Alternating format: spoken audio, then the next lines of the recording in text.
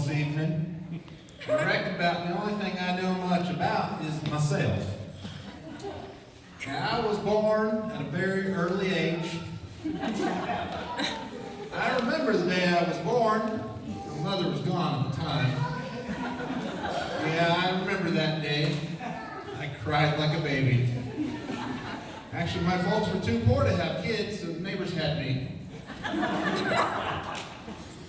Yeah, I was born in a log cabin that I helped my father build. Alright, I wasn't born in a log cabin, but we did live in one as soon as we could move inside. Now, you might not know this about me. When I was born, I was a triplet. That's right, I was a triplet. Paul looked down at Ma, he said, "You pick out the one you want, I'm going to drown them other two." You know, that's the day I learned how to swim. Of course, swimming wasn't all that hard. It was getting out of that burlap sack that was a real trick. Of course, when it came time to give me a name, my Ma, she had her heart set on calling me John. Paul, he said, "Every Tom, Dick, and Harry's named John." So they named me Clod, and I'm ever glad they did, because that's what folks have been calling me ever since. Now, like any good parents, my folks wanted the best for me. Paul wanted me to grow up and be a farmer just kind of like he was.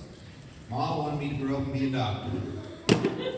Well, they decided they figured out all scientifically like, and they had the nurse take a pitchfork and a medical book and set it there beside the crib. They figured whichever one I would grab first would kind of settle things. And it worked out about like they thought it would. I grabbed the nurse. Now, it wasn't too long and I was old enough to head to school. I remember my first day of school, Pa got me up about half an hour early so I was going to have plenty of time to shave. Yeah, I was a bit different than all those other 6-year-olds. I was 14 at the time. I really liked going to school. Couldn't stand it once I got there, but I sure enjoyed going. I had more trouble with my teacher than a giraffe with a sore throat. She was so fat, every time she'd walk down the aisle, she'd erase all the blackboards. But I did get high marks in school. The teachers always hit me over the head with a ruler. Now, I did get 100 in the exams, though. I got 25 in arithmetic, 25 in reading. Now, I'm pretty sure it equaled about 100. In fact, I was in the first grade so long, all the other kids thought I was the teacher. I was pretty smart, though, if I don't say so myself. Matter of fact, I once heard the teacher telling someone that it was impossible to teach me anything. Now, I guess it was about this time that I became a Girl Scout. I was always out scouting girls. I should tell you about some of my girlfriends. My first girlfriend was so ugly. She got a job for the doctor in town. She'd stand outside his office and make people sick.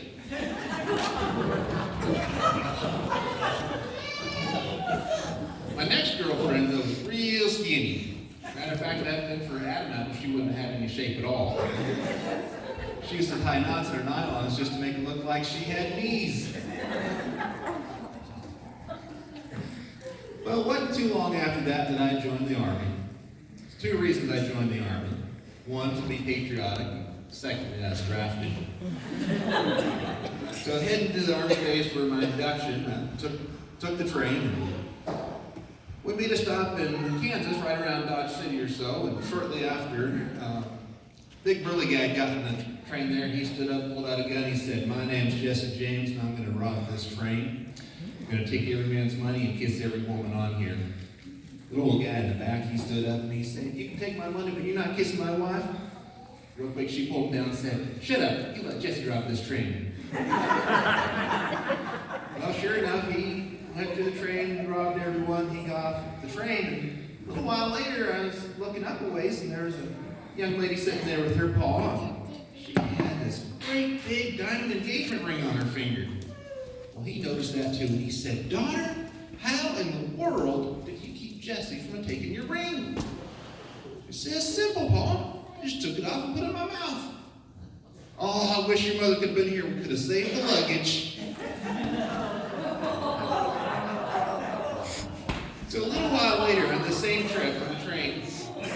was a lady on there with her baby. I don't like to say anything, but between you, me, and the fence post, this was the ugliest baby I've ever seen. Of course, there are a lot of folks on that train that weren't nearly as friendly. They were saying an awful lot of mean things, and finally she got fed up. She called over the conductor and she said, I'm going to sue this railroad for everything it's got, the way people are talking and acting on here. The conductor said, hey, ma'am, I don't know what's going on. No need to get upset. Go ahead and make yourself on way down to the dining car. Anything you want, order it on the railroad.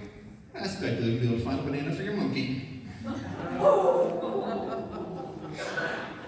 Now, I was mentioning about living in a log cabin back home, and we had one of our neighbors there that built himself up a real nice house. And one day I was over there, and he was showing me through the house.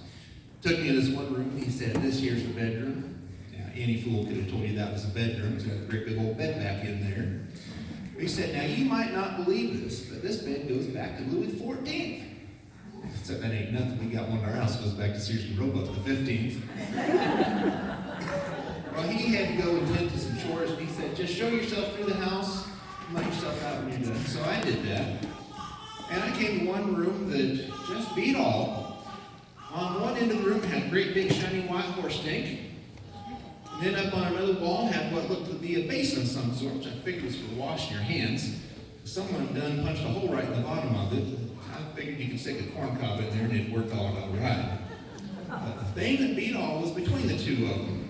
Stood about yay high. I got to figuring on what that could be. I noticed they had two lids on there. I figured that one out pretty quick because they one more on a hole, but there was one of them. I finally figured out what that was for. To wash your feet in. Sure enough, you wash one foot and had a little lever you could trip down and change the water out so you could wash the other one. So as I was mentioning before about being a Girl Scout, I had dated several girls and finally I found the right one and we decided to settle down and get married. You know, it wasn't too long after we got married, my wife came to me and told me we were expecting a little visitor. Well, I was more excited than a mosquito in a nudist camp. Turns out, though, it was her uncle from Peoria who's a midget. But we did end up having some kids of our own. First four were all girls. We named them after flowers. Rose, Violet, Petunia, and Pillsbury.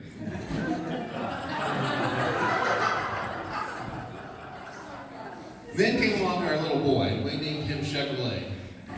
By the time he came along, we needed a car more than we needed any more kids. But he wasn't too much trouble. We just kept him locked up in the record player.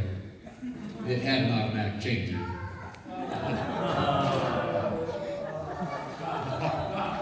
All right.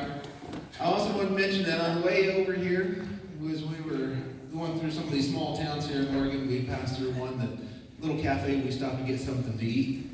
And we went in there, and the waitress was all excited, told us that they were celebrating their 10th anniversary and having to give away every meal. They had a little scratching card.